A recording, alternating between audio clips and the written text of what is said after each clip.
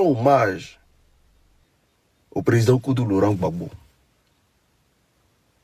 Vraiment, on apprécie le vrai bonheur lorsqu'on l'a perdu. Ouais. Le temps de Gbagbo Laurent nous manque comme ça. C'est-à-dire que quand il m'assoit, parfois il dit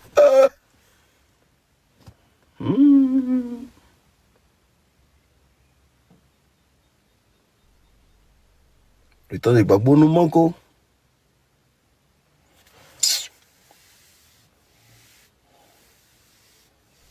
Ouais. Gbagbo, c'était... Quand on dit que quelqu'un aime son pays, là, c'est vraiment Gbagbo.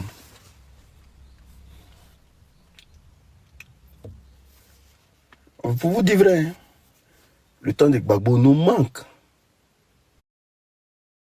Gbagbo nous manque.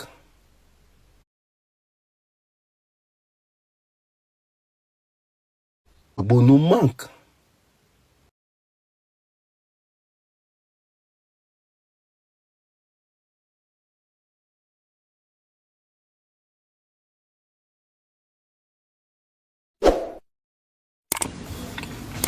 Ils sont devenus rebelles.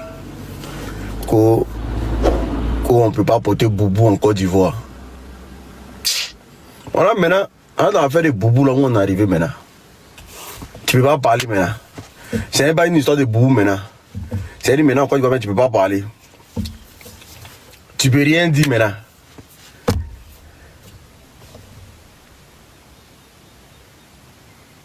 Voilà. Tu ne peux rien dire. À la base, c'était parce qu'ils ne peuvent pas porter boubou qu'on ne peut pas les mettre. Les Ivoiriens ne veulent pas d'eux. On est passé de boubou maintenant. C'est compliqué. Ce monsieur qui est là, là. Ce monsieur qui est là, là.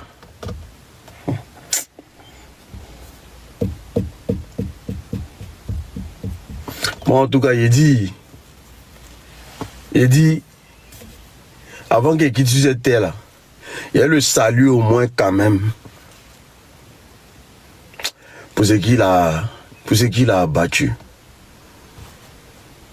Parce qu'on va tout dire du président Laurent Gbagbo, mais c'est parce qu'il a voulu la paix dans ce pays que ce qui est arrivé est arrivé. Voilà. Parfois il m'assoit corrompu et pense à lui, c'est parce que son temps c'était le meilleur temps. Le pays était divisé, mais on n'était pas esclavagisé. Aujourd'hui, les propres enfants de la Côte d'Ivoire sont traqués dans leur propre pays. Ils sont traqués en dehors de leur pays. Gbagbo a dit, hein, il dit, vous me combattez pour quelqu'un que vous ne connaissez pas.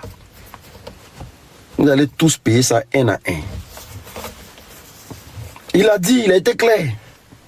Il a dit, vous me combattez pour quelqu'un que vous ne connaissez pas. Vous ne le connaissez même pas. Vous me dites que moi je ne suis pas bon. Ok.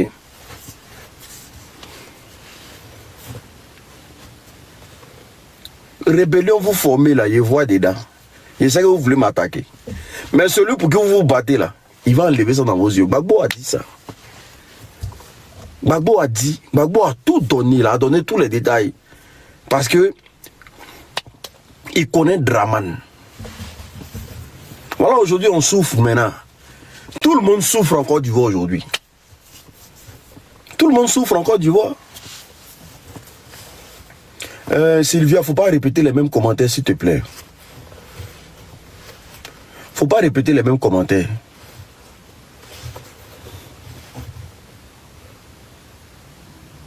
Où est Soro Guillaume aujourd'hui? Il est où? Bon après, tu vas trop poser des questions parce qu'actuellement il y a un mouvement trop, c'est trop. Sinon il est où? Où est Soro Guillaume? Aujourd'hui ils sont enfermés les enfants des gens maintenant gratuitement. Il est où?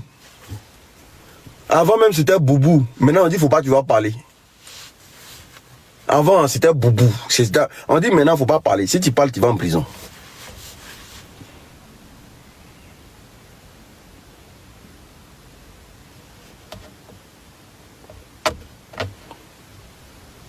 Le temps de Gbagbo était le mieux temps.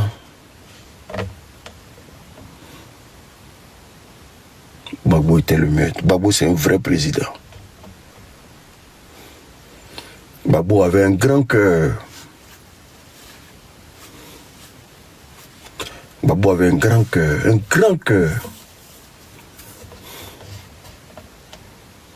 C'est pour ça que quand tu regardes, parfois j'en veux pas à ceux qui ont subi la guerre. J'en veux pas à ceux qui ont subi la guerre. Quand tu vois certaines personnes sont fâchées, ne veulent pas pardonner à la rébellion. Parfois je ne les en veux pas. Parce que l'Ivoirien même là, c'est pas quelqu'un de violent. L'Ivoirien n'est pas violent. Et l'Ivoirien joue avec tout. C'est le régime de Dramane même qui nous a appris comment être en colère. C'est le régime de Dramane là qui a appris à l'Ivoirien comment se mettre en colère. Comment haïr son prochain. C'est le régime de Dramane qui nous a appris ça. Sinon l'Ivoirien ne connaît pas ça. Nous on ne sait pas. L'Ivoirien n'est pas haineux.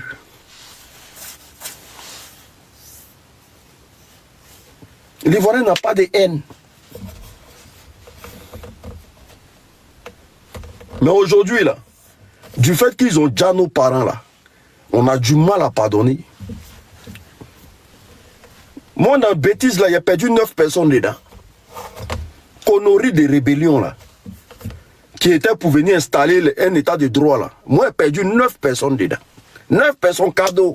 C'est-à-dire, où est celui-là là? Ils sont partis cadeaux. Cadeaux comme ça, cadeaux. Il n'y a pas eu jugement, il n'y a rien eu. Eux, ils sont partis cadeaux.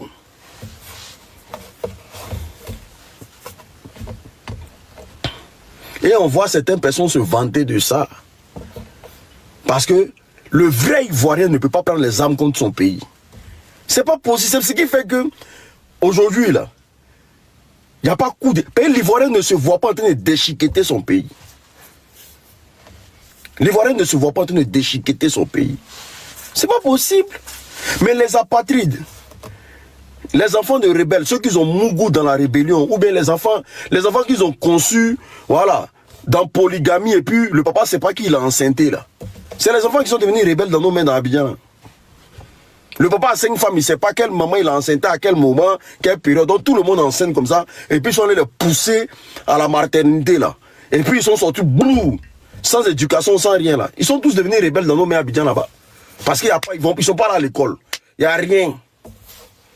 Ils sont tous devenus rebelles dans nos mains. Tout ce qu'on les a appris là. Allez-y faire madrasa. Quand vous finissez de faire madrasa là. Voilà, le Coran dit, quand tu as fini de dja là, il y a 70 femmes au paradis pour toi. Donc si tu dja sur la terre ici là, c'est pas grave. Il y a 70 femmes au paradis pour toi. Donc voilà. Ils ont pris les armes parce que même s'ils ont dja là, ils vont aller au paradis là, il y a 70 femmes, c'est-à-dire des pervers, des gens qui sont sur la terre, et puis ils pensent à 70 fesses au paradis là-bas, pour Mougou dedans. Donc ils sont prêts à prendre les armes, même s'ils vont déjà là, mais ils vont aller Mougou au paradis.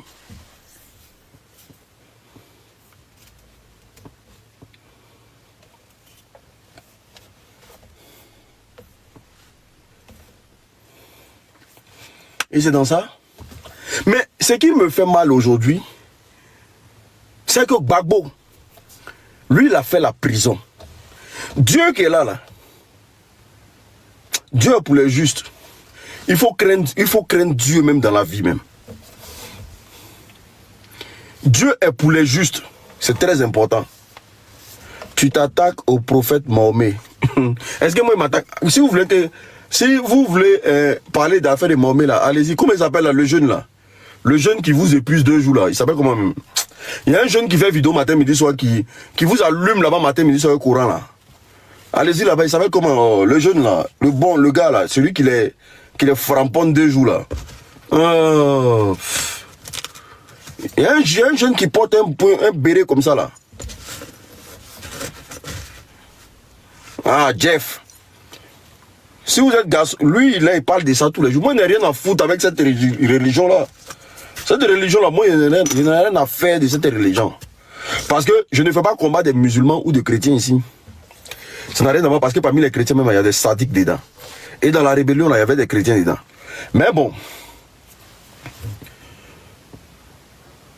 Mais aujourd'hui, le président Koudou Laurent Gbagbo, chose bizarre, hein, il a fait prison en Côte d'Ivoire. Et c'est pas n'importe quelle prison, hein.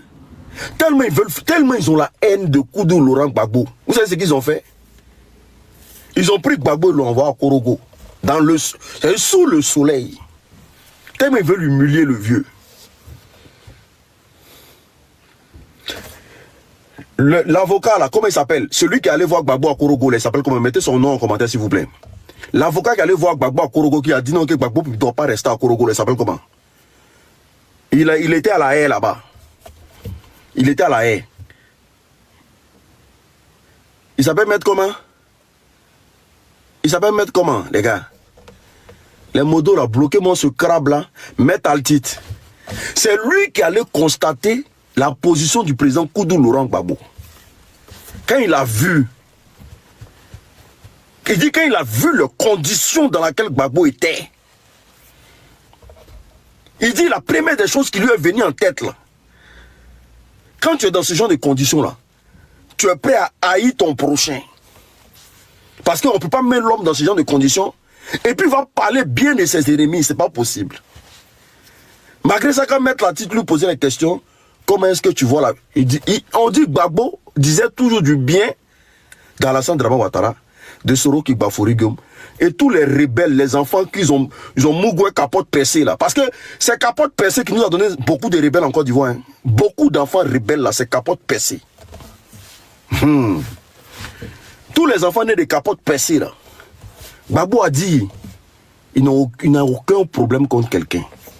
C'est arrivé. C'est arrivé.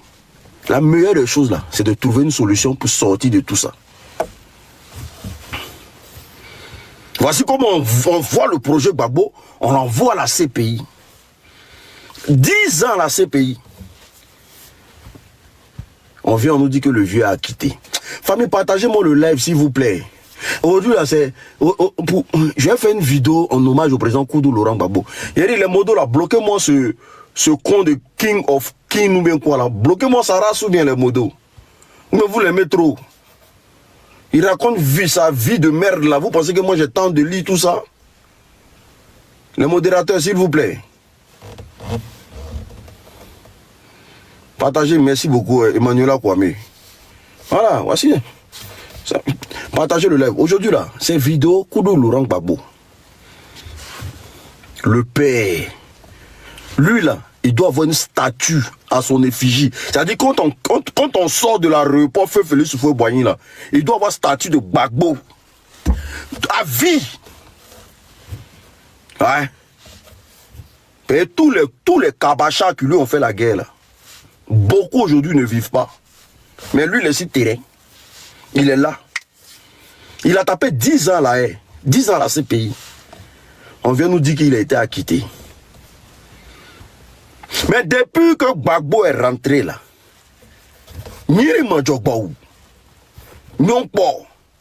depuis que Gbagbo est rentré là, malgré son état que vous voyez là, Gbagbo a déjà pris avion pour venir se soigner en France.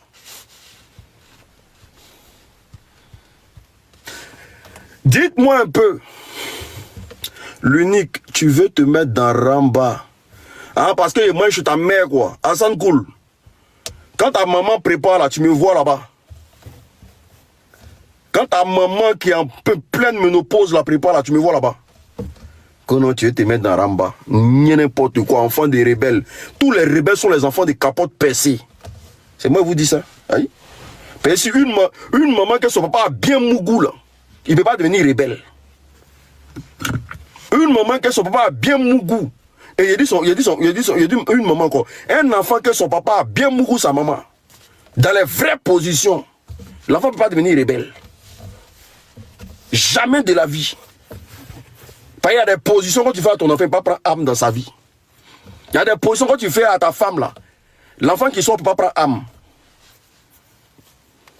Aïe. Il y a des positions quand tu fais à ta femme là.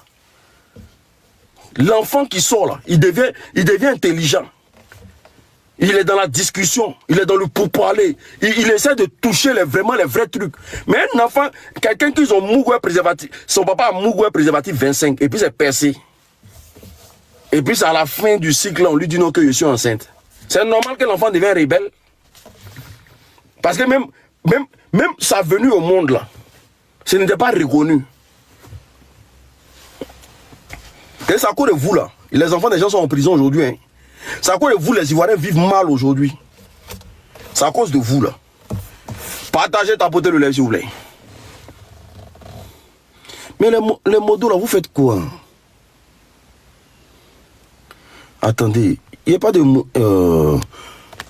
ils sont quand tu voulais voir répéter les commentaires comme ça, c'est pour bloquer mon live. Est-ce que vous comprenez? Maintenant que Gbagbo est rentré de la CPI, mais comme par hasard, Gbagbo là, lui il a subi rébellion. Il a été pris, il a été maté. Mais Gbagbo ne va pas se soigner à Paris. Dieu qui est là. Dieu. Depuis que Gbagbo est venu, vous l'avez vu partir se soigner à Paris. Gbagbo se soigne avec les feuilles ivoiriennes. Gbagbo se soigne avec... C'est-à-dire que de la manière que toi tu te soignes en Côte d'Ivoire là-bas. C'est comme ça que Gbagbo boit, il boit médicaments. Gbagbo il va jamais...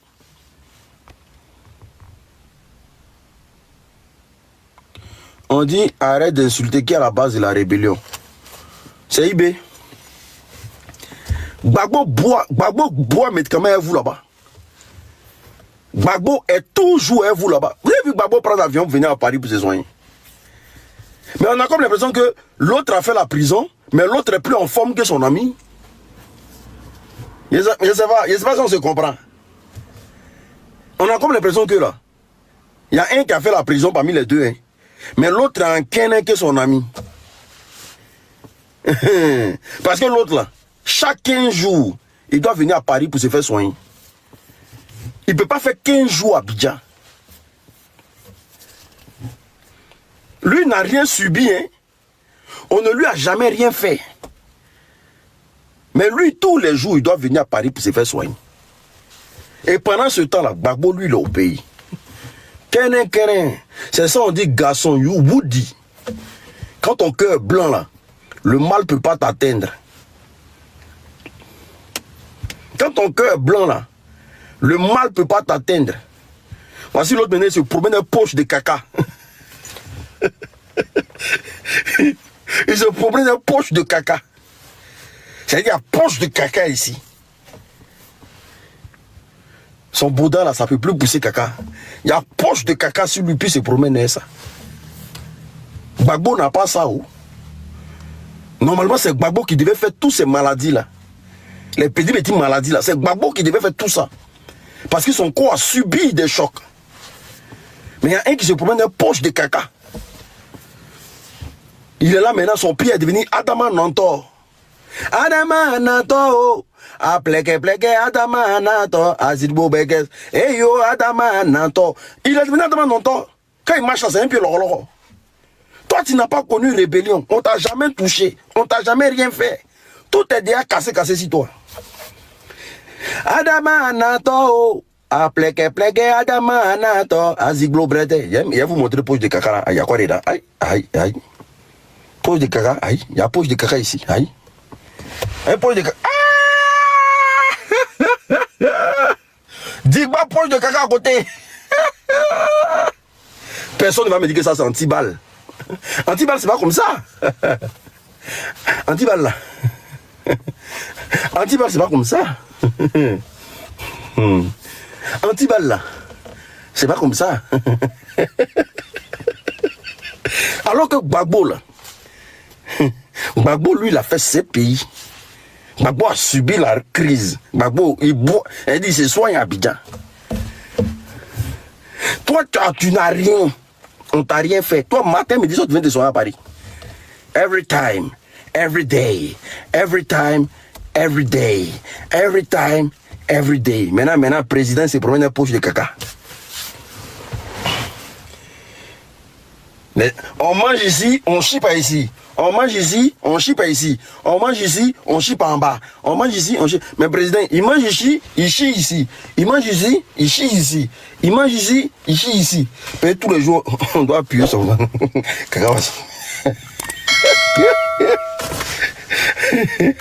Dordeni. Gbagbo, c'est un vrai Dordeni.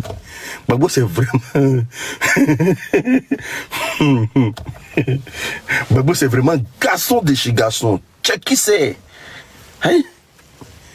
Viens là-bas, il tombe pas malade. Gbagbo tombe pas malade.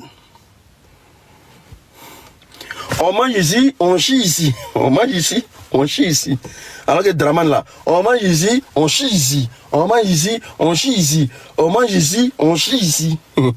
Il est en train de pas flotter les Ivoiriens 2 jours encore. Que l'on lui va donner 700 milliards pour réglementer 700 milliards pour réguler l'électricité en Côte d'Ivoire. Draman, nah, puis là, Draman va nous dire. Et puis les Ivoiriens sont tombés dedans. Hein.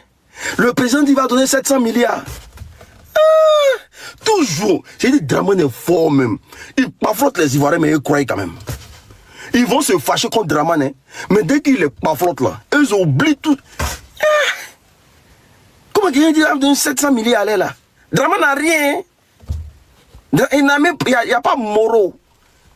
Lui, il a 700 milliards, il ne paye pas cacao là. Quoi. Draman a 700 milliards. Lui, il ne paye pas cacao des planteurs là. Quoi. Il n'a rien. Quelqu'un qui se promène une poche de caca, lui va payer. Eh, vous êtes bien. Hein. Quelqu'un qui se promène une poche de caca, lui, il a 500 milliards, il va prendre les poches de caca sur lui. Quoi. Ils ne vont pas faire deuxième trou dans son dos pour que caca la puisse évacuer. Il se promène une poche de caca pour vous donner 500 milliards. Vous êtes malade. Hein. Ah, rien. Wari banan peu peu, a banan peu. Wari banan peu peu. Et 700 milliards pour vos courants. Quelqu'un qui habite à Paris, c'est mon problème de courant, lui va régler. Mais malade, hein? Que Draman va nous donner 700 milliards. Ah, vous, je ne sais pas quoi. Ivoirien, mais vous voulez quoi même? Dites-moi une promesse que Draman vous a dit qu'il a tenue. Juste une promesse seulement. Dites-moi une promesse que Draman vous a dit. Et puis la promesse là, il a tenu comme vous êtes satisfait aujourd'hui.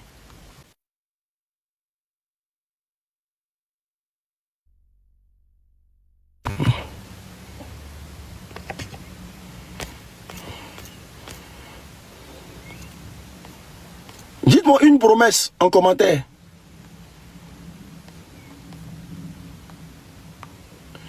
Dites une promesse que Draman a dit.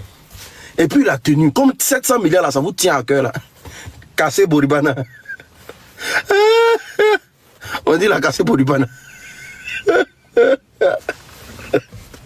En tout cas, il a cassé maison seulement, il a tenu sa promesse. Hein.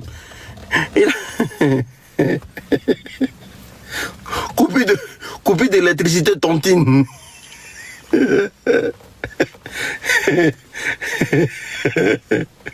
Coupé d'électricité tontine. Tu amènes le peuple à la réflexion, c'est mieux. Il a dit, dites-nous une promesse avant que Draman vous dit qu'il va vous donner 700 milliards. Tiens, si ceux les ont 700 milliards, là. Le gars il veut prendre crédit, allez là, pas l'homme qui est prêt pour lui donner crédit. On te dit que même la Côte d'Ivoire doit l'Espagne. Espagne qui est pays pauvre en Europe ici là.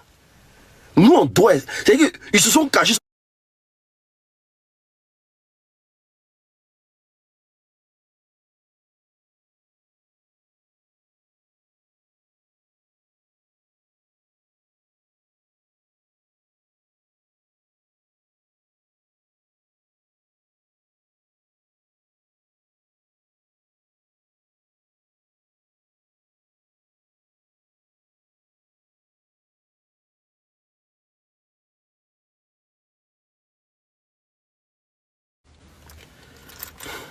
On doit Espagne.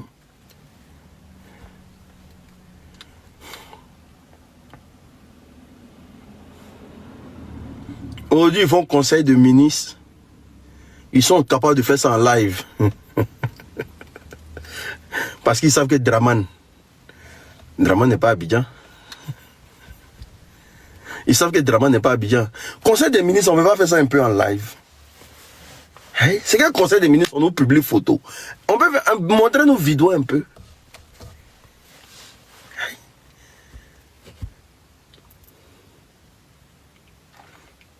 Voici des gens en bengue.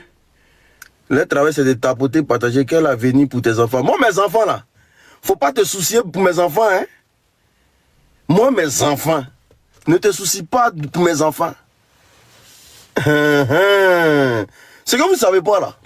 Nous, ici, en bengue, ici, là, on travaille pour. Et il y a tout qui est mis en place pour que ton enfant, là, choisisse où il veut partir. Faut pas te soucier pour mes enfants. La politique qu'ils ont mis en place ici, là, ça permet à nos enfants d'avoir une direction étroite sur leur avenir. Non, ne te soucie pas de nos enfants. Soucie-toi même plutôt de tes parents que tu as resté là-bas. Quel avenir? Donc on vous a dit comme on fait vidéo, on n'a pas de vie. C'est ce qu'on vous a dit. C'est ce qu'on vous a dit en Côte d'Ivoire là-bas. Comme on fait vidéo, on n'a pas de vie. Ici en Bengue là, quand on fait enfant, on ne se soucie pas. Oh. Parce qu'il y a une politique claire qui a été mise en place. Pour que les enfants aient une vie saine. Donc moi, je ne me soucie pas pour mes enfants. Je me soucie pour ton président qui se promène dans une poche de caca là.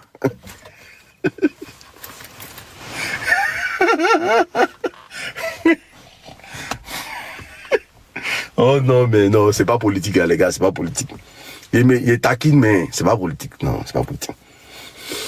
Tout ce que lui souhaite, c'est longue vie, voilà. Vous là, c'est vous aussi, vous riez. Vous aimez trop rire.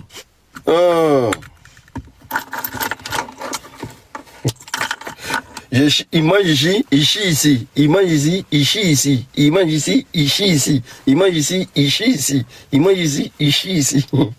On chie par derrière. On chie ici. Ouais.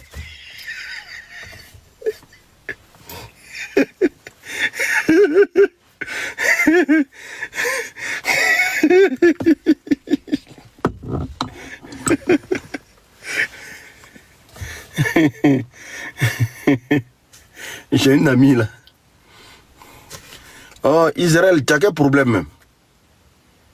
Il y a quel problème? Oh, vous aimez trop ça. C'est toi qui as me dit ma ligne éditoriale ou bien. Petit conseil de donner aux gens, de charger à vue des gens maintenant. Oh. Vous aimez trop ça. Depuis que tu fais ton commentaire, tu vois, il ne répond pas, laisse tomber. Oh.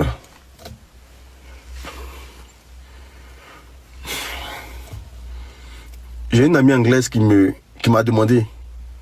Tous les jours, je dis RDA là. Ça signifie quoi? Et dit, RDA là. Ça signifie Rassemblement des rebelles. Donc hier, il était en train de suivre live de Juan. Hein. C'est hier ou bien avant-hier? Il était sur live de Juan. Et puis pendant que Juan était en live, il y a quelqu'un qui a demandé, mais RDA là, ça signifie quoi? Et puis la personne a dit Rassemblement des républicains. Elle me dit, aïe, que le gars n'a pas dit la bonne réponse. Hein. Il dit comment? Tu dis que RDA là, ça signifie Rassemblement des rebelles, non? Que le gars il a tout faux là.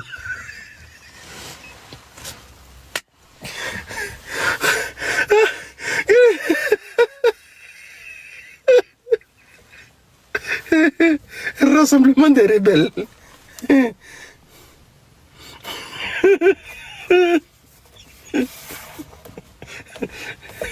Elle dit non mais il n'a pas dit la bonne réponse. C'est Rassemblement des rebelles.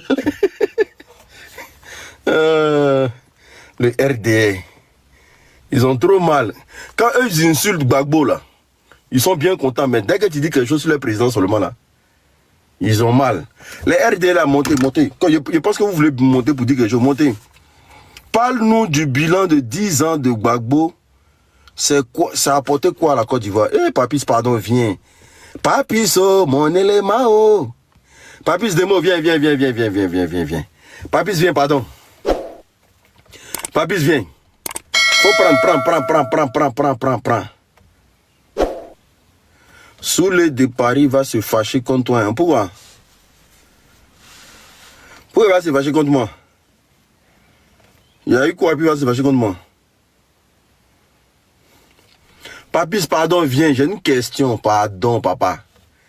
I want to ask you one question. Please, come here. I want to ask you one question.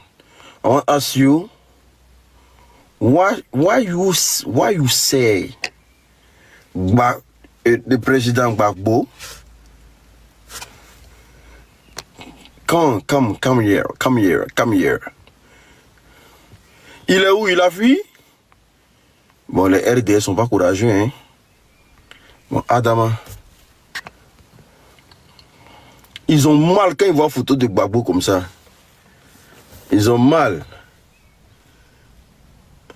Non, je dis ça pour taquiner, hein. Sinon, moi je ne mélange jamais la santé au combat.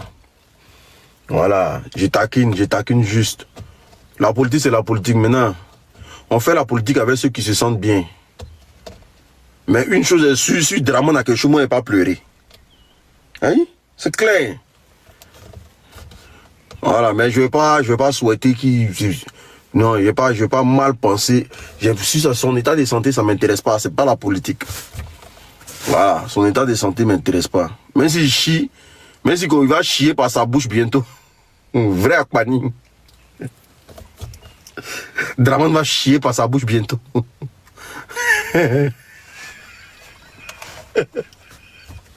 Il va manger ici, il va chier ici. Paye poche là, ça monte un peu haut.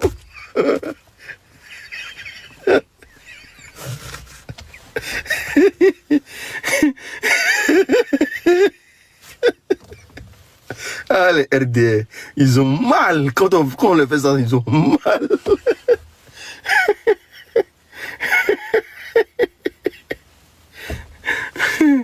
Non, ils ont mal, c'est des gens, ils ont pas cardio, voilà.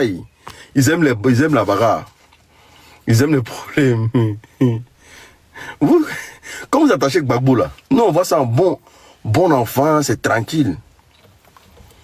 Est-ce que vous comprenez? Mais à faire là où Dramane ça va là, ah, Dramane va chier par sa bouche. Hein. Tiens, il regarde photo de Dramane, il dit, il a vu Oximo faire vidéo dessus, il dit non, ça c'est pas, c'est vente, ça c'est vente d'un vieux.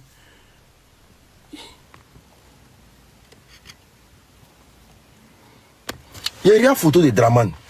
Quand Oximo a fait vidéo dessus là, il dit, ça c'est son ventre.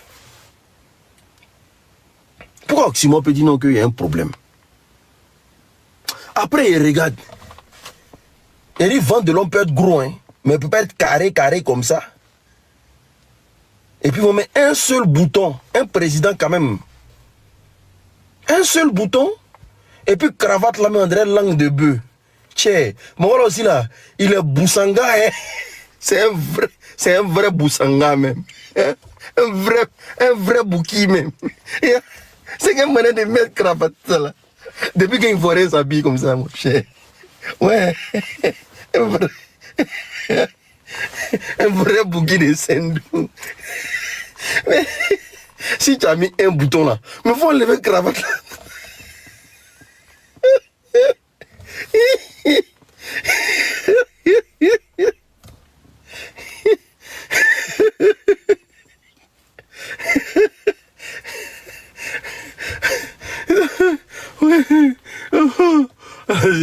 Je vais me marrer un peu, puis me marrer un peu. Je dois prendre mon garçon au sport là, donc il a rigolé puis il est parti. Donc, ouf. Donc, quand Simon l'on peut pas être carré comme ça. Regardez à partir de là, regardez, juste devant lui comme ça. Devant lui là. Regardez, il y a un truc rond comme ça. Il y a un truc rond. Regardez, ça a fait même la marque. Est-ce que vous voyez? C'est un truc rond, juste devant lui. Sur son ventre ici, là, il y a un truc bien rond. Ça dessine même. Ça commence ici, puis ça passe comme ça, quand ça tombe comme ça. Est-ce que vous voyez? Regardez. Vous voyez pas?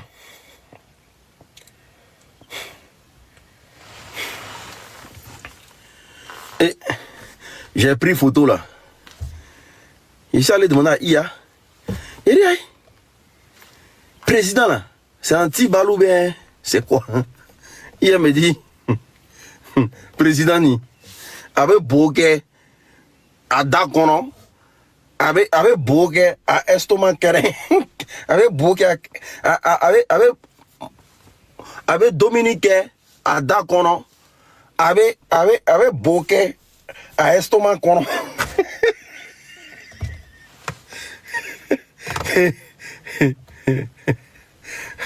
Que c'est diarrhée. Diarrhée là, ça vient en tas. Donc là, il y a au moins 4 poches de caca sur lui. 4 poches de caca. Donc, il y a un devant lui ici, il y a un à gauche ici, il y a un à droite et puis il y a un dans son dos. 4 poches de caca. Ça coule en diarrhée. Ça fait pio.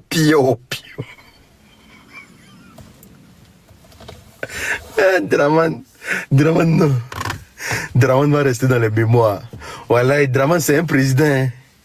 Voilà, Bilaï. Draman va rester dans la...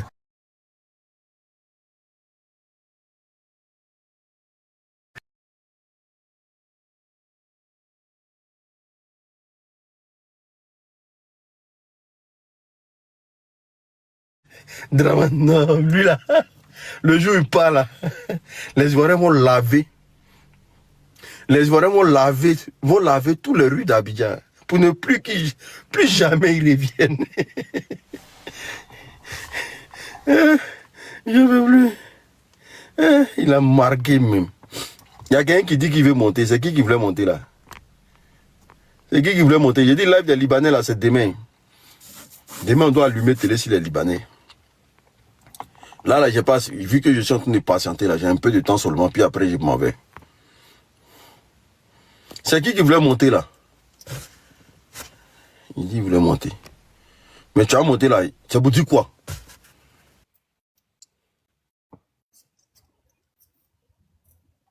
Il y a un qui dit, je souffre mentalement.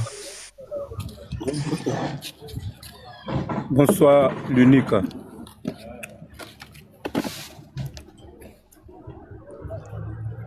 Et te salut, il faut me répondre. Mais il a répondu ou bien? D'accord. Moi, j'ai une question à te poser. À moi? Oui, à te poser. Ah. Si tu peux me répondre et puis m'expliquer, ça me fera beaucoup plaisir. Ok, vas-y, va poser ta question. Bon, aujourd'hui, en tant que jeune Ivoirien que je suis, j'étais en Côte d'Ivoire en 2011 et j'ai vécu tout ce qui s'est passé en Côte d'Ivoire. Aujourd'hui, on dit que non, Abdo n'a qu'à quitter le pouvoir. Nous tous, on veut qu'il quitte le pouvoir. Qui a dit qu'Abdo n'a qu'à quitter le pouvoir? Nous, Ivoiriens, moi-même, je te dis, moi-même, Ivoirien que je suis. 4 mandats, on n'était pas d'accord avec ça. Mais moi, je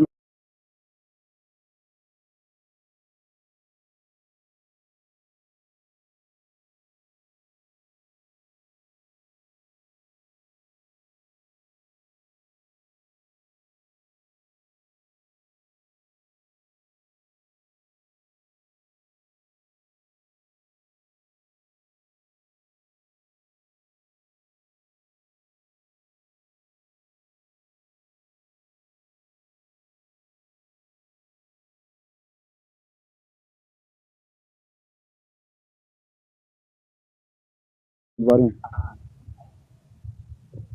C'est le rebelle. C'est les rebelles. C'est les rebelles. Alors, qui a fait rentrer Draman en Côte d'Ivoire alors? Ah, c'est ta question. Merci. Voilà, parce que je ne comprenais pas ta question. Parce que tu vois, moi, si je ne me pose pas une question, c'est vraiment... Voilà, tu vois, non. Je savais que tu voulais venir à ça. Mais bon. Qui a permis que Alassane Dramane Ouattara vienne en Côte d'Ivoire? C'est le président Koudou Laurent Gbagbo. Il y a un problème à ça, de permettre à un citoyen de rentrer au pays. Non, quand tu dis que le président Laurent Gbagbo l'a permis de rentrer en Côte d'Ivoire, oui, c'est vrai, Ouais. c'est le passé. Non. Est-ce qu'il y a un problème à ça de permettre à quelqu'un de rentrer au pays? Est-ce qu'il y a un problème à ça? Parce que le président Laurent Gbagbo, excuse-moi, je pense que dans le temps, il était en exil et ils ont facilité son entrée en Côte d'Ivoire. Est-ce qu'il y a un problème à ça? Oui, je suis, il y a un problème à ça aujourd'hui. Ok, non mais enlève ton écouteur s'il te plaît, on t'entend pas. Vas-y. Mais c'est que mets-toi dans le truc, voilà. Le problème c'est quoi? Le problème c'est lequel? Moi, tu vas me répondre, tu vas me dire que... On t'entend mal, papa. Hey. Je dis, Voilà, c'est bien maintenant. je dis, tu viens de dire que c'est le président Gbagbo qui l'a fait rentrer en Côte d'Ivoire. Ok. Tu me dis que c'est un citoyen, c'est normal de le faire rentrer en Côte d'Ivoire. Ok, il n'y a pas de problème, on a compris tout ça. Mais est-ce que faire rentrer quelqu'un au pays lui donne le droit de lui donner, de lui permettre de devenir candidat? Le fait de devenir candidat potentiel, c'est ce qui te dérange? Oui. Pour compétir? Oui. Mais est-ce qu'il y a eu compétition ou pas? Est-ce qu'à la base, la compétition, là, c'était pour affliger une guerre aux Ivoiriens? Mais oh, parce qu'il y a comme les personnes qu'on n'arrive pas à se comprendre. Hein. Il y a comme les personnes qui n'arrivent pas à se comprendre. Je te pose une question très simple. Oui. Est-ce que le fait que le président Laurent Gbagbo, au nom de la paix, parce qu'il a fait ça au nom de la paix, parce que le président Laurent Gbagbo n'a pas, il n'a pas une posture de rebelle. Donc il avait encore ce truc-là envers Alassane Dramane Ouattara pour se dire, pour une paix durable et pour tout ce que revendiquent les rebelles, on peut quand même aller aux élections. Et aux élections, là, on va trancher. Les Ivoiriens vont voter qui est le candidat potentiel. Mais le président Laurent Gbagbo n'avait pas idée de tout ce qui se tramait dans son dos.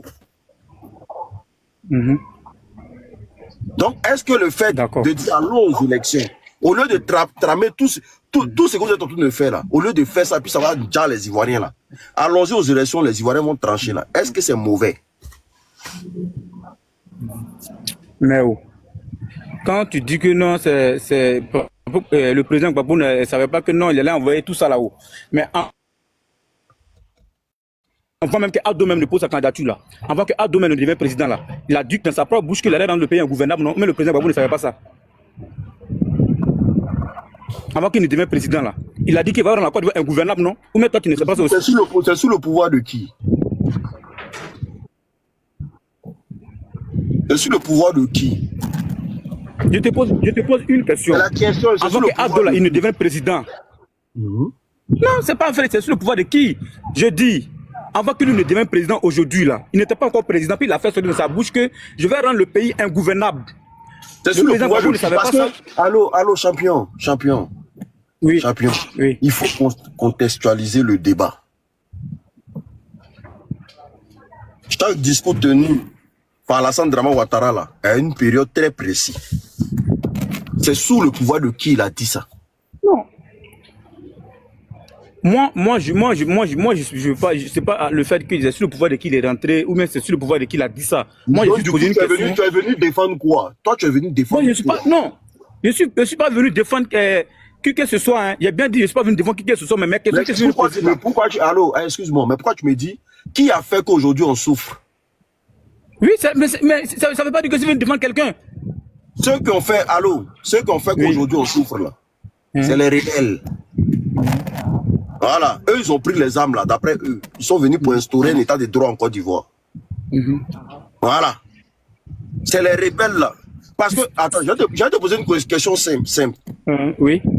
Que toi à la maison, ou bien dans ta cour, des braqueurs viennent. Ils braquent chez ton voisin, c'est ton ami, c'est ton gars sûr. Ils rentrent, ils VIOL. Tu comprends le langage, non? Oui, vas-y. Ils VIOL les enfants du voisin, ils prennent son argent et puis ils se barrent. Et puis toi, matin, tu te réveilles, on dit, ah, il y a eu braquage ici. Hein. En tout cas, les voisins, ces filles-là, se sont fait VIOL et tout et consort. Et puis ils ont pris son jeton, ils sont partis. Tu vas condamner ton voisin ou bien tu vas condamner les braqueurs?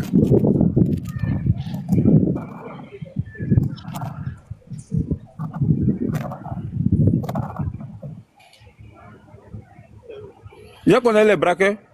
Hein? Il a condamné les braqueurs. Tu vas condamner les braqueurs. Oui.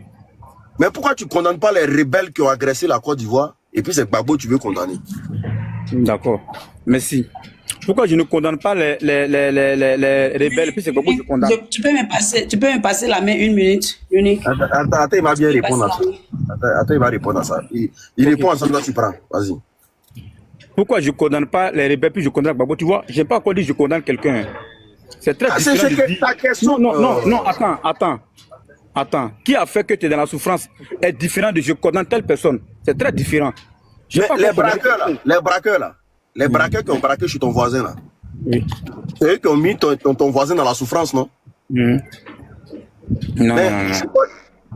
Ah, ils n'ont pas mis ton voisin là. Hein? Les braqueurs, mais le voisin là, si le voisin, bon, supposons que le voisin là, dont tu parles là, tu peux être voisin avec quelqu'un, tu sais que vous ne causez pas, non? Il n'y a pas de contact entre vous, non? Tu sais ça, non? Mais bonjour, on n'a pas, non? Tu sais ça au moins, non? Est-ce que tu sais ça? Ton voisin ne veut pas dire qu'il connaît ta vie, mais il le connaît. Allô, oui. Moi qui ai pris là, ton voisin là, c'est ton meilleur ami. C'est ton meilleur gars. Ah, mais faut me dire ton meilleur, mais tu dis ton voisin. Quand tu dis voisin là. C'est ton gars. Le voisin là, c'est ton gars. Voilà. Si c'est mon gars m'a trahi, c'est pas ça. Je veux dire que mon gars m'a trahi. Mon frère, excuse-moi, il ne rentre pas dans ça et toi. Emmanuela, vas-y, pardon. Hey, mais parce qu'on parle, on se comprend pas. Le langage de sous, je suis pas trop fort dedans. Emmanuela, vas-y, Emmanuela.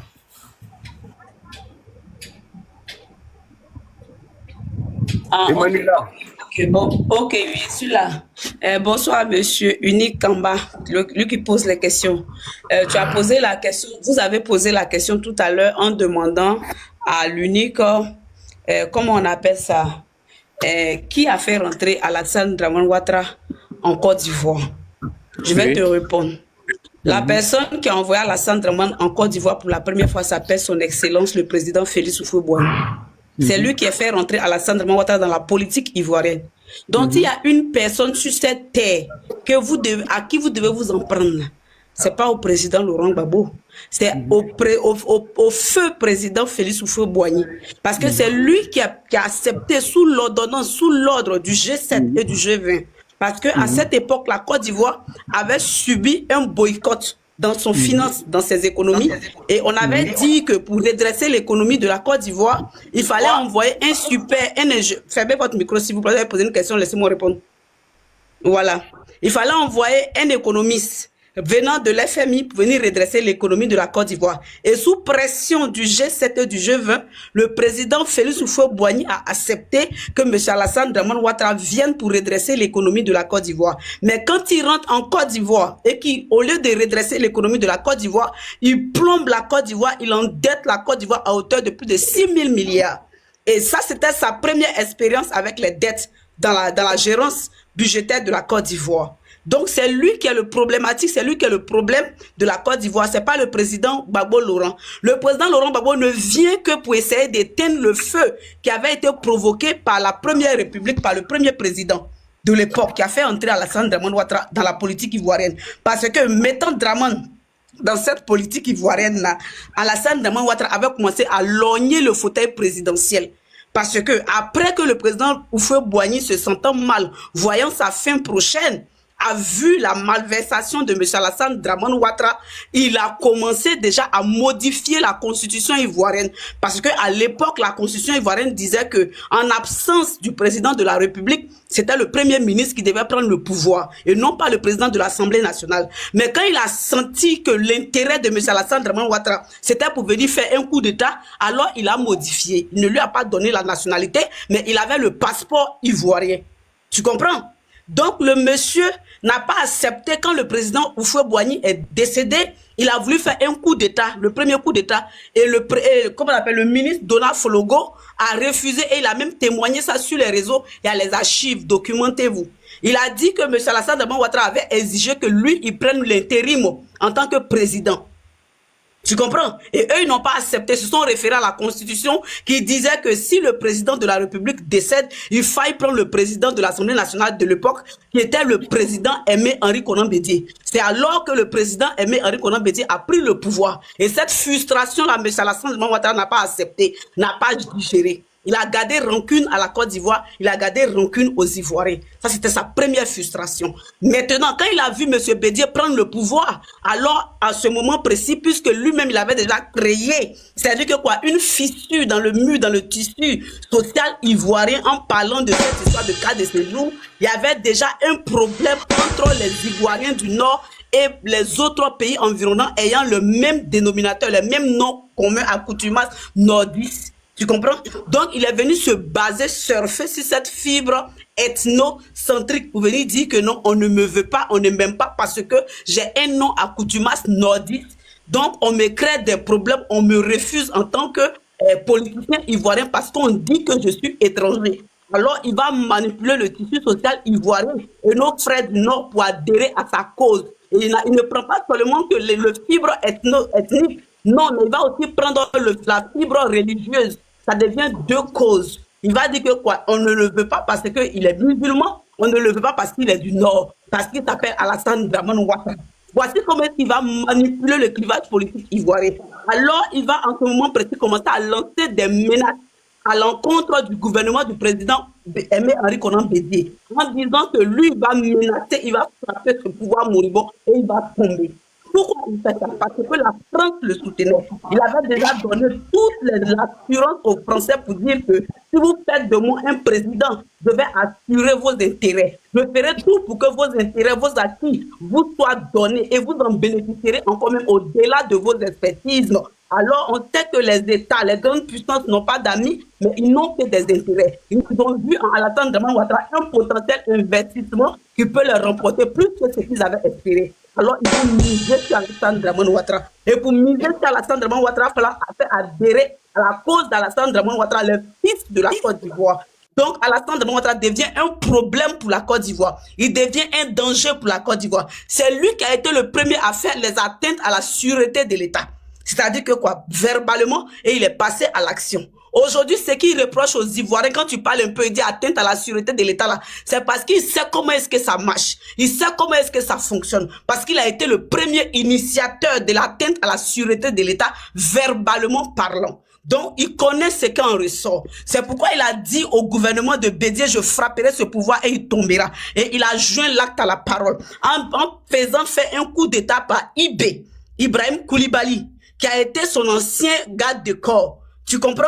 Donc, mon frère, Gbagbo n'est pas le problème. Quand on casse le pouvoir de Aimé Henri Konan Bédié, parce que le président Aimé Henri Konan Bédié venait de solder la dette ivoirienne qu'il est venu voir de par la malgérance d'une économie chevronnée qui devait relever l'économie de la Côte d'Ivoire. Au lieu de relever l'économie, il a surendetté la Côte d'Ivoire. Alors le président Aimé Henri Konan Bédié est venu payer la dette de la Côte d'Ivoire. Et quand il a fini de payer la dette, il a dit à ce moment précis, nous les Ivoiriens, on peut emboîter un autre pas de notre économie et de notre liberté.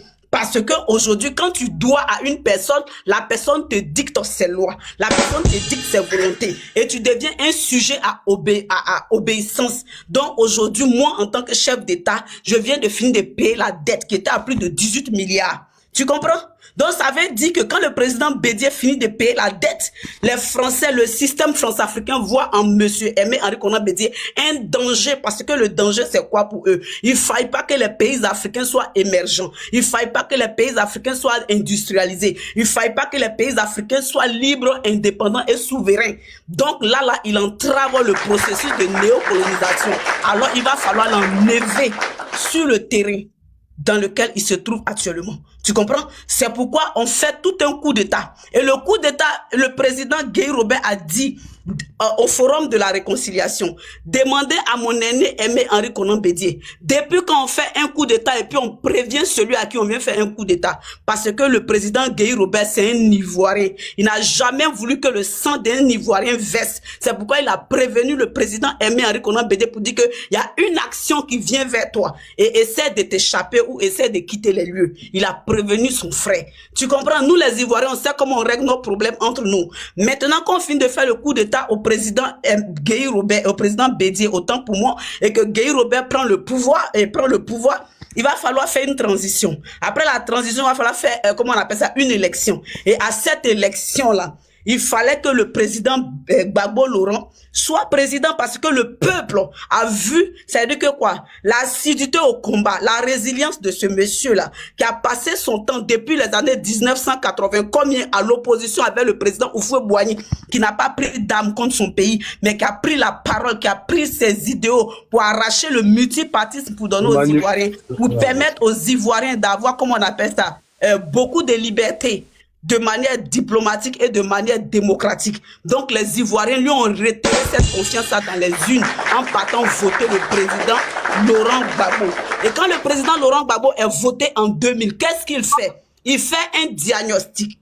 Il fait un bilan clinique. Il s'en rend compte que le problème de la Côte d'Ivoire, il va falloir partir à la racine, réunir tous les grands chefs d'État, réunir tous les dignitaires politiques et les faire parler, laver le linge sale en famille. C'est à ce moment que le président Gbagbo Laurent convoque, comme on appelle ça, le forum de la réconciliation. En faisant rentrer monsieur Alassane Dramane Ouattara, le président Gbagbo Laurent n'est pas la cause de ce qui nous arrive aujourd'hui. Le président Laurent Gbagbo a voulu régler un problème qui lui a été imposé par le premier président à la Côte d'Ivoire en faisant rentrer Alassane Dramane Ouattara dans la scène politique. On ne pouvait pas l'enlever comme ça, mais il fallait résolver ce problème-là. Il fallait le résoudre par le dialogue parce que le président Houphouët-Boigny a dit, asseyons-nous et discutons, c'est ça qui résout les problèmes. Tu comprends? Donc Gbagbo Laurent n'est pas la cause de ce qui arrive, mais il n'est que celui qui a subi. Et aujourd'hui, la Côte d'Ivoire a subi avec lui. Il a voulu résoudre, mais c'est parce qu'il s'est trouvé face à lui une personne de mauvaise moralité, une personne funeste,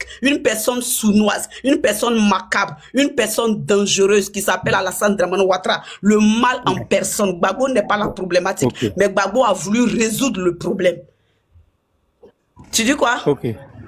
Ferme ton micro, tu vas apprendre. Non, écoute-moi, je n'ai pas encore fini. Maintenant, je vais te dire comment est-ce qu'il fait rentrer. Il fait rentrer Alassane.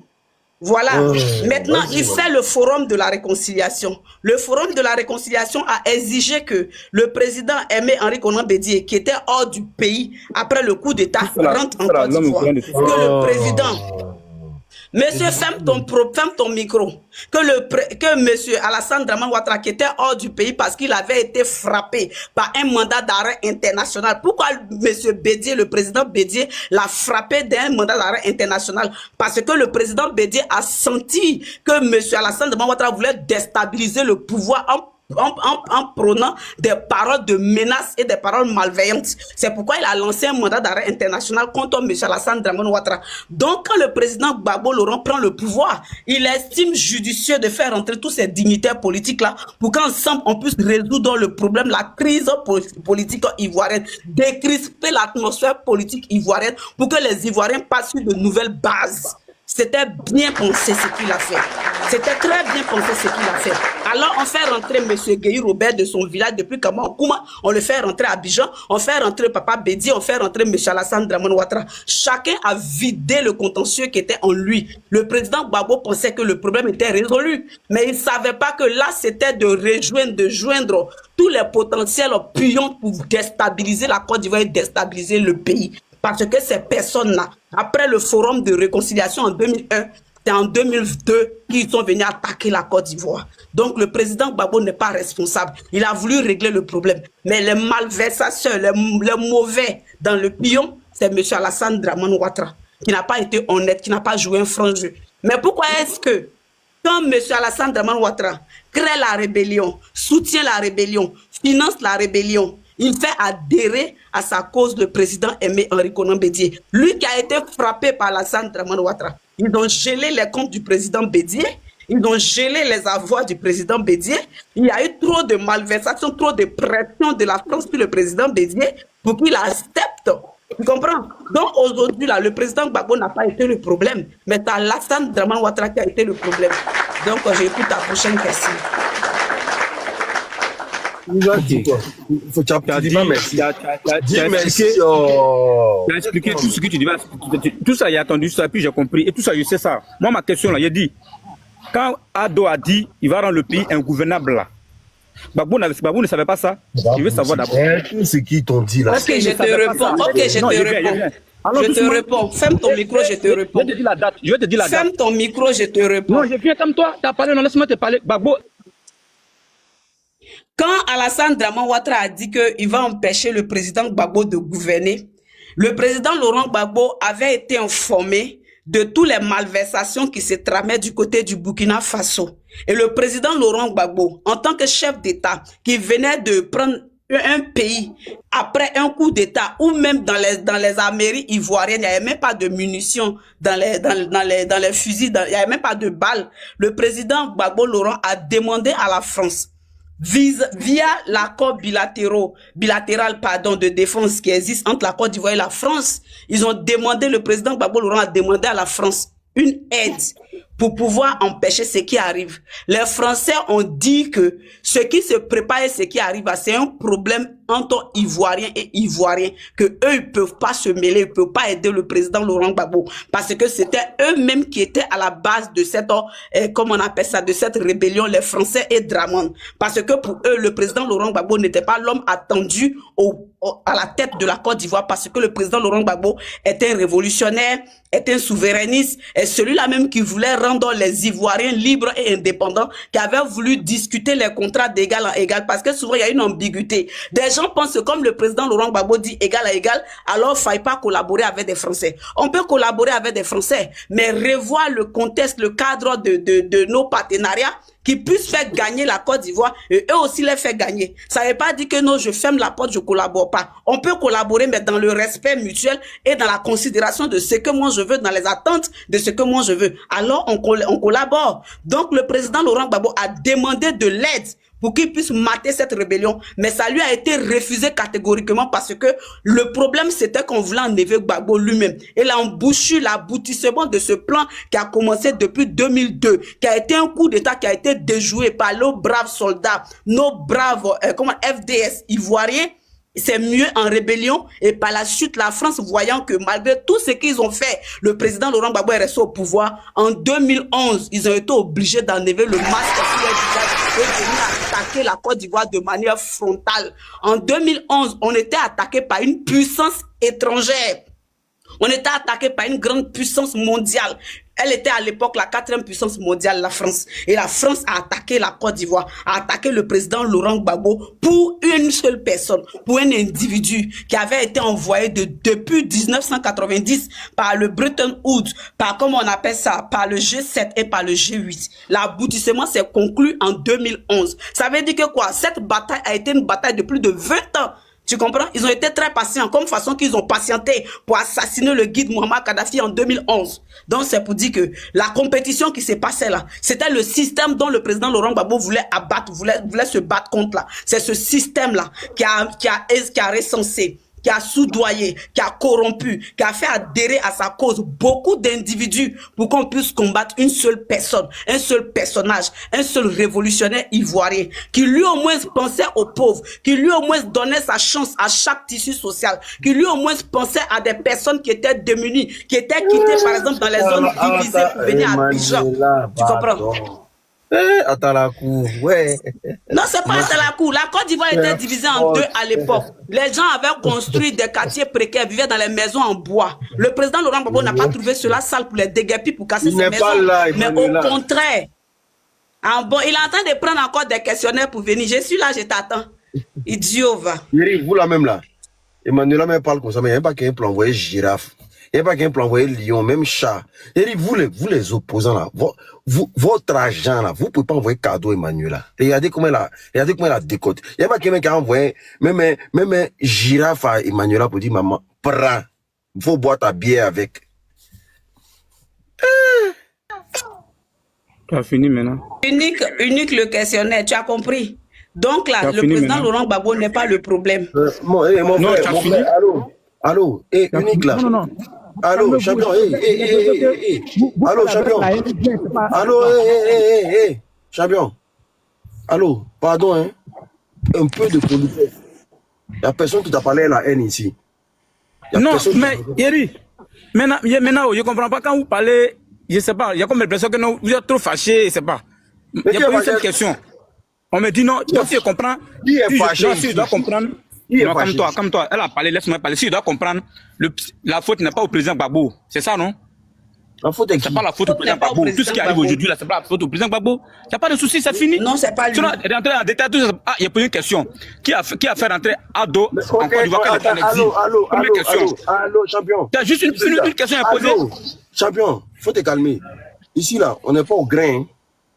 Il pas de grain, mais je suis venu poser une question, puis il y a comme l'impression que non. Vous êtes déjà, vous êtes déjà. Ici, là, on n'est pas au grain. Quand tu poses question, on te détaille pourquoi tu as posé ta question. Voilà. Parce qu'on ne parle pas pour toi seul. On parle pour plus de 500 personnes. Toi, tu es un grain de sable au bord de la plage. C'est pas toi la personne importante sur le panel. Il y a 500 personnes qui suivent. Voilà. Il a donné le président. En quelle année? C'était pas en 2000, il a dit ça. Le président Gbagbo ne savait pas ça. Il est rentré le pays en gouvernance parce qu'en 2000, il a dit ça. C'est en 2000, il a dit ça. Il va dans le pays. Je dis. Mais c'est ça que je t'ai expliqué là. C'est-à-dire que souvent quand on vous parle là, écoutez, je t'ai fait un cours d'histoire politique. Faut enlever ton écouteur là, monsieur. Faut enlever ton écouteur, on t'entend pas. J'ai pas mis d'écouteur. Je dis. Toi, tu soutiens Draman depuis Chachine Talk. Tu soutiens Draman Chachine Talk. Mais il faut les Chachine, tu fais quoi Chachine Talk? C'est pas grave, faut payer le téléphone pour moi. Il va payer. Toi, tu soutiens Draman et puis tu vas pour quoi?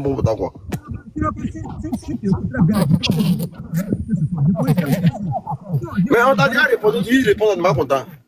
Moi, c'est pas téléphone qui n'est plus à la mode là, vous promenez ça à Abidjan. On entend lutter pour vos problèmes, vous ne voulez pas encore. Il y a ton téléphone, tu parles, on a comme l'impression que tu es sous l'eau.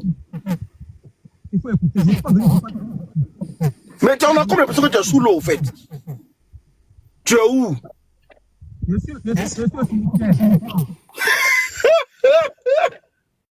Vraiment, tu es au cimetière. Ça, c'est la réponse idoine. Really. You are on the street. Really. This is right. C'est-à-dire que tu as posé une question. Je t'ai fait un cours d'histoire pour te ramener où nous en sommes aujourd'hui. Et tu es fâché. Tu es fâché pourquoi?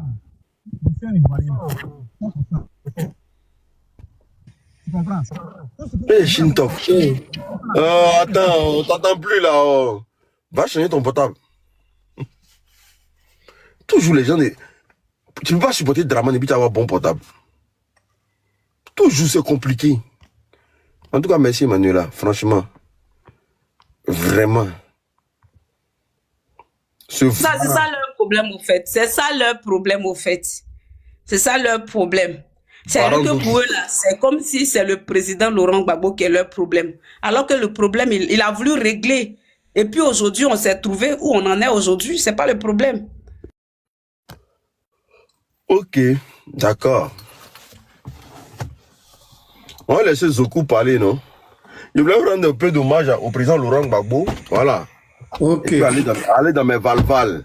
Vraiment, merci beaucoup. Emmanuela, vraiment, je suis très heureux de te retrouver sur ce panel. Je te suis, je vois un peu ta fougue, ton engagement, vraiment bravo. Bravo, félicitations. L'unique, comme d'habitude, hein, tu fais le job. Si je ne me trompe pas, c'est un moment d'hommage à Laurent Gbagbo. C'est bien ça. Aujourd'hui, comme ça, je me suis dit, non, vu là, on doit... De temps en temps, même là, j'ai lancé des vidéos sur lui, on va parler de lui, parce que...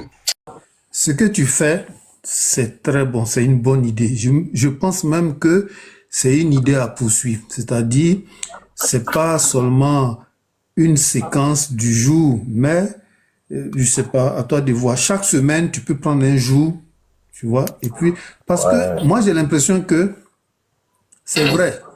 C'est le Woody, il parle, ça soulève le cœur des gens, mais j'ai l'impression que les gens, ils voient le tribun. Tu vois, lui qui parle, lui qui sait parler aux foules. Mais il ne voit pas le penseur. Je ne sais pas si vous voyez. Parce que tout leader politique n'a pas la science de la pensée stratégique. C'est pas tout le monde qui est dépositaire de ça, hein. Tu vois, il y a des gens qui ont appris l'histoire. Il y a d'autres qui comprennent l'histoire. Il y a d'autres qui lisent l'histoire. C'est-à-dire, son esprit analyse les enjeux et projette ça sur 15, 20 ans. Vous voyez? Donc, concernant le pays, selon moi, hein, quand tu parles de l'histoire de la Côte d'Ivoire, l'histoire contemporaine à partir des indépendances, pour moi, il y a deux grandes icônes. Oufoué et puis Gbagbo. C'est vrai, j'étais jeune. J'étais un peu, si tu veux, un peu dur. J'avais des choses à reprocher à Oufoué. Mais je me suis assis, j'ai écouté ses discours, j'ai lu les écrits sur lui, j'ai lu ses biographies. Mais c'est quelqu'un qui avait une vision. Tu peux ne pas apprécier la manière de s'y prendre, mais il avait une constante. La paix, l'éducation, la formation, et puis tout faire pour calmer le vivre ensemble. Même si tu n'aimes pas ces méthodes, mais il tenait à ce qu'il y ait la calmie, la paix, la détente. Ça a été constant et ça s'est toujours senti dans son action. Et puis la formation. Parce qu'au fouet, tu pouvais ne pas aimer son côté dictateur, mais il a dit, il avait une pensée, il dit, c'est quand nos enfants et nos petits-enfants seront capables de transformer nos matières premières, en ce moment-là, on pourra dresser la tête, parler d'égal à égal. Comme pour le moment, on ne peut pas transformer nos matières premières, qu'est-ce que moi, je vais faire? Comme je ne peux pas tenir tête au blanc, mais je vais former, former et former. Donc, autant de fois, la Côte d'Ivoire était le premier pays au monde, ça n'a jamais été contesté, en termes de pourcentage de budget consacré à l'éducation. Vous voyez, 40% du budget du pays était consacré à l'éducation. Ça allait dans les internats. Vous savez, les internats, c'est une machine lourde, hein. On loge les internes, il y a des factures d'eau, factures de courant, des frais de restauration et tout ça. Et puis, les Ivoiriens, les étudiants ivoiriens, dans la sous-région, c'était avéré. Ils étaient les mieux pris en main. Car d'étudiants, quand tu es marié, que tu es étudiant, ta bourse double, les restos étudiants, les infrastructures, les œuvres universitaires, c'était presque du jamais vu en Afrique. Donc vraiment, il a eu le souci de l'éducation. Quand on prend Laurent Gbagbo, quand on prend Laurent Gbagbo, l'esprit Gbagbo, regardez, je vais vous donner un petit exemple. En 2000, pourquoi Gbagbo s'est fait élire face à Gueye? En 2000, Gbagbo, il fait une offre politique.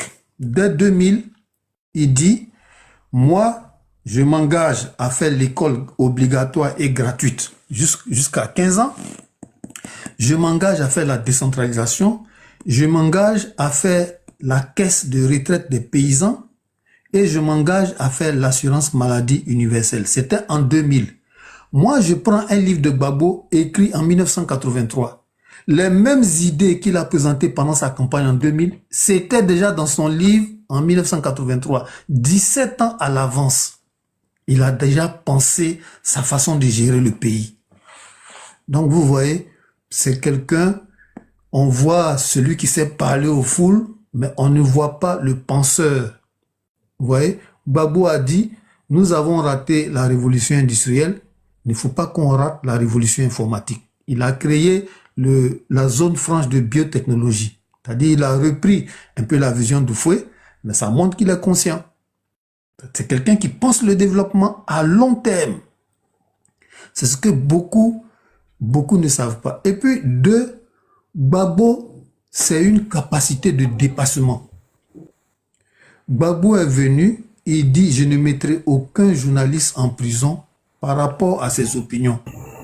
Mais qu'est-ce qu'on n'a pas vu sous le règne de Gbagbo? Qu'est-ce que le patriote n'a pas écrit?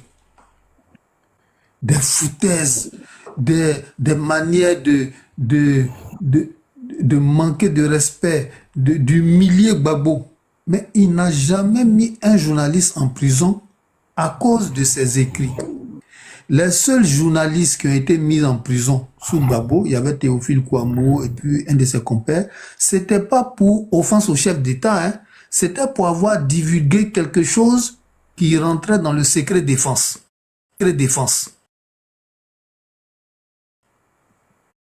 On n'a pas son égal. Vous voyez, Gbagbo n'a pas son égal. Voilà, le fair play démocratique là, vraiment, et même au temps de Gbagbo, regardez le contenu des journaux télévisés. La loi des 3 tiers était respectée. 1 tiers pour le parti, 1 tiers pour le gouvernement, 1 tiers pour le parti au pouvoir, 1 tiers pour le parti d'opposition. Et tous les partis d'opposition étaient représentés dans le journal Parler. C'est-à-dire, le journal Parler rendait compte des activités de toute l'opposition en fonction de la règle des 3 tiers. Mais quand vous regardez le journal Parler d'aujourd'hui, mais c'est à sens unique, tout est RHDP. C'est-à-dire, en termes de pratique de la démocratie, Gbagbo, c'est l'homme le plus fair-play. Et puis, Gbagbo, il a montré qu'il est capable de surmonter son ego. Qu'est-ce qu'il n'a pas vu pendant qu'on faisait les négociations avec les rebelles? Qu'est-ce qu'on n'a pas, de quoi on l'a pas traité? Mais il supportait. Il se disait que non, ça fait rien. Même si ils arrivent à m'enlever pédagogiquement, un peu, je vais leur faire comprendre que je ne suis pas contre une communauté. Je vais leur faire comprendre que ce que je faisais là, c'était pour la paix. Petit à petit, ils vont comprendre. Ils vont comprendre celui qui supporte qui il est, petit à petit.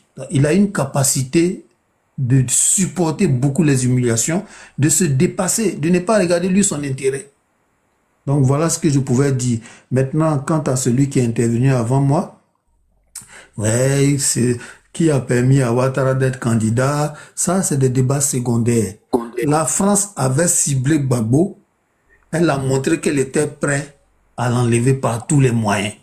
Elle a essayé de mettre des pièges dans les accords de Lomé, de Marcoussis, d'Accra, de Pretoria. Il a déjoué ça politiquement. Finalement, elle a créé une résolution pour venir le bombarder. Donc, c'est comme ça. Donnez-moi un seul exemple, à part Sékou Touré. Un pays francophone que la France a ciblé et ce dirigeant a tenu tête pendant 8 ans. À part Sékou Touré, ça n'existe pas. Paul Et Biya. même Sékou Touré, Paul Biya. Paul Biya, bon, d'abord, il faut fermer le micro.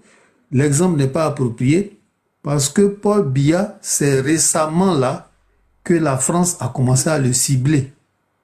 C'est pas... Non. Jusqu'à aujourd'hui, jusqu'à un certain moment, on ne savait pas dans quel camp il était. Tantôt, on dit que c'est un pion français. Tantôt, on dit que non, il est un peu panafricaniste. Alors que Gbagbo, il n'y a pas cette ambiguïté-là. La majorité des Africains ont reconnu qu'ils voulaient la rupture. Pas ta parole, mais si la France n'avait pas intérêt le Bénin, là, ils avaient dû faire sauter Paul Biya depuis fort longtemps. Ils sont là prendre exemple au Bénin pour traiter même chose sur la Côte d'Ivoire. Bon. Donc, chacun est libre de ses opinions. Donc, je veux dire que ce débat-là, oui, pourquoi Gbagbo, il a fait ça, hein, pourquoi malgré que les gens n'avaient pas, malgré le fait que les gens n'avaient pas désarmé, il a fait les élections, ça c'est secondaire. La France l'avait ciblé, qu'il ait fait élection, ou bien qu'il n'ait pas fait les élections. Ils allaient trouver un moyen pour le dégommer, et puis utiliser les médias pour manipuler, pour justifier le crime. Donc voilà ce que je pouvais dire. L'unique, voilà, je me mute et puis bon, je vous écoute.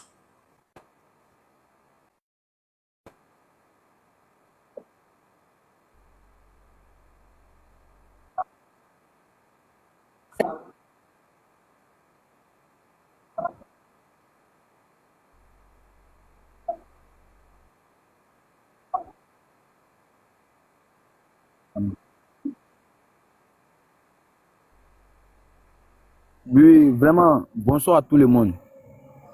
Bon, je suis monté sur l'œuvre de Vieux Pela Paye, je le suis depuis fort longtemps. Oui, oui.